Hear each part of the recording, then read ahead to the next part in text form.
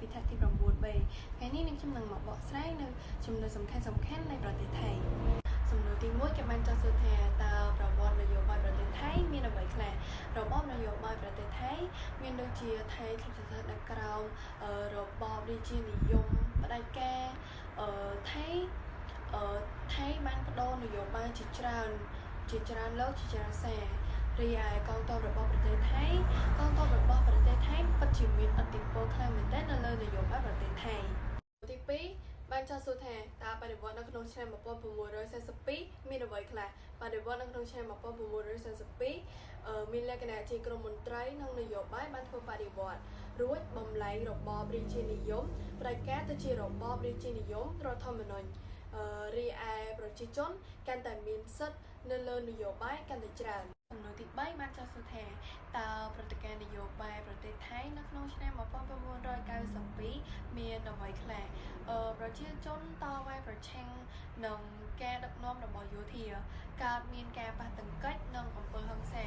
ព្រះមហាក្សត្រជួយសម្របសម្រួលនៅក្នុងវិបត្តិមួយនេះទី4គេបានចោទសួរថាតើវិបត្តិនយោបាយក្នុងឆ្នាំ2009ដល់2010មានអ្វីខ្លះ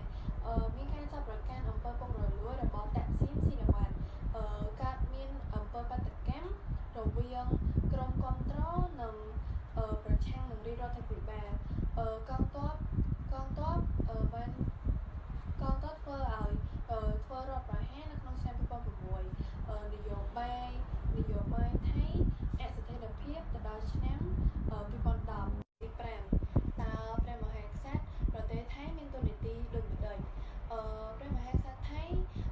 មានតួនាទីសំខាន់ណាស់ក្នុងការរក្សាស្ថិរភាពរបស់ជាតិនៅពេលដែលមានវិបត្តិនយោបាយអ្វីមួយព្រះអង្គតែងតែជួយសម្របសម្រួលនិងបញ្ចប់ជម្លោះនៃវិបត្តិនយោបាយមួយនោះសំណួរទី6គេបានលើកឡើងថាប្រសិនបើប្រទេសថៃជួបផ